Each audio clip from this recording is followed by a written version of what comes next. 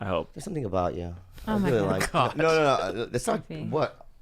No, that Okay. part's over. Okay. Okay, so just That real part, now, life. let's reset. This is Now real in real life. life. Real life. There's something real- about you I like. I really like this guy. Yeah, He has yeah, a cool, yeah. now everything. Now when I compliment him, It's gonna seem it sounds weird. Dillon just thinks about the story now. I just see the. It sounds so I see it. fucking It's just weird. like- I see Be like, more like Kevin, professional. Oh yeah, you're right. What's up, man? dude, you good? can. Say Nah, whatever. man, nah. What's up? Nah. You good, dude? I don't know. I'm good. Yeah, bro. I feel great. So let me ask you something. When did you decide to do what you do? Man, I decided when I was, I think, like 18 or something. But how? How does that happen? I was a photo assistant for a bit. I was working for like Anthony Mandler and this other dude, Chris Baldwin, and some other people. And I remember the thing that like stopped me from doing it was I was on a P. Diddy Ciroc commercial, and I'd never wanted to do commercial stuff. Yeah. like to be behind the camera. But my dad had set up this thing where I was supposed to work next to the director to just kind of learn, and the guy turned me into a PA, and I was like, What does your dad do? my dad's a doctor, so he like kind of he traded. He was helping his sister and giving her medical advice and medicine, and then he was like, "Here, take my son and teach him." Oh wow. And then he fucked me off and like put me as a PA, and I was like, dude, I could go on Craigslist and get a PA job pretty fucking easily. Okay, Yeah, I don't yeah. need this. Yeah. And then so after 24 hours on a P. Diddy Ciroc commercial that we had to do for I think 24 more, and they were Yeah. like spending way too much money on it, I quit right just there, like, and I "Can't was do like, I this can't do anymore." this. And then I kind of just I took some time off, and then I started getting into music from my friend Eamon, and then from there like I heard Rusko's music and That's and how. so on and so forth. I moved to Atlanta. I'm gonna speed through this. 'cause No, there's a lot of- I don't want because my you fans. want the full thing? I'll tell you why, because my fans probably don't know much, you know what I Yeah. mean? And I want them to know everything. Okay. So I moved. My friend Corey Nita was working for Dallas Austin at the time, and I was dating this girl, Willa Holland, and I knew. Was she hot? Yeah, she was on the OC. I got way hotter girls before I was famous. Wow. Now I don't get any girls. They're scared of me. That's not true at all. That's not true at all.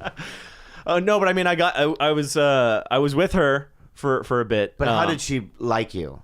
I mean, she didn't like me that much because she left to New York City and ended up doing heroin and never calling me again. So Okay. you know, Fair enough. felt great. Yeah, it felt great. That's the saddest thing I've ever heard. I know, in my it's fucking so life. dark. And that is legitimately what happened. Was that after the OC then? That was after the OC. Yeah, you know- She was like, "Hey, I'm going to New York to shoot a show," and then like I kept calling her, and you know, a couple days go by, she would answer one time, then a couple more days would go by, she would answer one more time, and then dead silence. And I remember calling after 2 weeks and being like, "Hey, haven't heard from you. Guess I'm breaking up with you over the phone. Call me back if that's not what's happening." It was established that you guys were dating. Then I was in it. Yeah. Wow, that's crazy. Yeah. You were heartbroken. Yeah, definitely. What? Oh yeah. Really? But this girl, she rebounded me pretty well, and then Willa came back like 2 months later, and then tried to have a conversation with me, being like, "I'm so sorry," and I was wasted, and I yelled very loud outside you of did? the club. Yeah. Wow. It was In good. Atlanta? It felt good. No, this was in LA. In LA. But yeah, I moved to Atlanta for 2 months Uh-huh. and was working there for Corey. And I was sleeping on his kitchen floor on a blow-up mattress for 2 months. And then I moved back to LA after that, after I learned a bit. And I had remembered A-Track.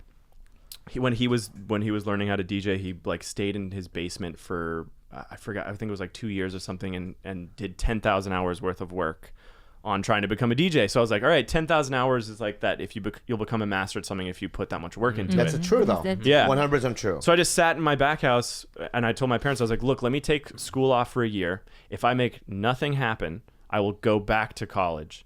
If I do, then this is what I'm doing. yeah. Yeah. And then And your parents were like cool with it? they were like, I don't like that idea, but fine, try it. And but Oh, to see that. Let me just no, say they were 50 in, 50 out. They were like, It doesn't But matter. 50 is a lot. 50 is a 50 lot. is a lot. Yeah. Yeah. 50 is a lot. They were great. No. I mean, my mom was trying to sleep certain days, and I'm making like I'm making like fart noises on my computer. Wow. Like air horn farts. Okay. Wow. Bad. Wow. Yeah. You don't want to hear that. Yeah, I do. I do. Yeah. So you're doing. So you did a year of that, huh? Yeah. Just sat in my back house. Kind of. I didn't talk to anybody really. I hung out with a couple people, but it was, Wow. 5 times. And then what do you do after that? You do obviously shows.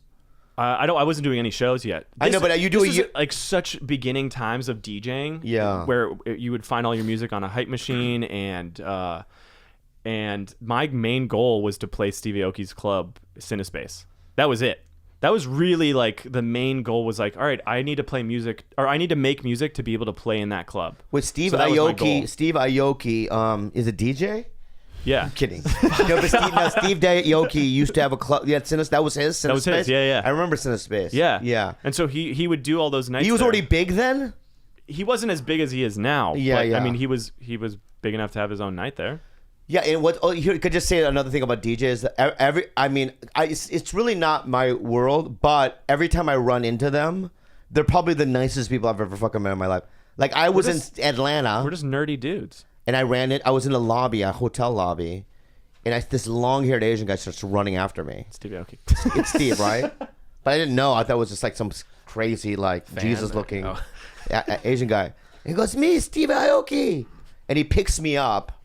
And he starts running around with me in his hand, right?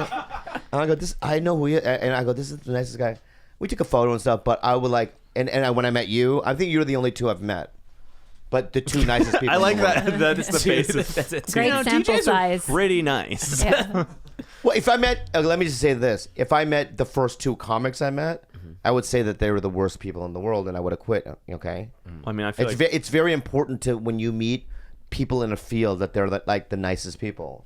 Because if I met 2 dicks, right, first, not doing it, and then he might not even be here. But comedians are very interesting. Why? I've always tried to figure out why they're the angriest people ever, and it's because you just have to keep making fun of the world always. So I feel like after you keep doing that for a while, you start really believing Do you think I'm angry? No. You're not. You're definitely different. There's Baby, certain ones. Yeah, but never in like a super real way. There's certain ones that get really, really angry. But I think I know why, and it's the same reason why I'm angrier today than I ever was. It's because you keep growing up. Yeah, basically. Because I definitely get angry. That really is a part of it. You know, when you're younger, everything makes you laugh. Yeah. And then you get inundated with so much like good comedy. Yeah. Especially because I live with a comedian, that nothing makes me laugh anymore. My standard for having a giggle is so high that when someone even like dad jokes irritate me and like anger me. No. I mean, dude, when I look up at the stars, I'm like, fuck that, dude. I've seen that for 30 years. All right? Yeah. Where's some other fucking cool shit? Yeah, Where are the asteroids flying at us? Yeah. I want to go, wow. Yeah, me too, man. Yeah. Fuck the sky. That's it. That is exactly. Fuck space. That's exactly what happens. Yeah. Give us It's more.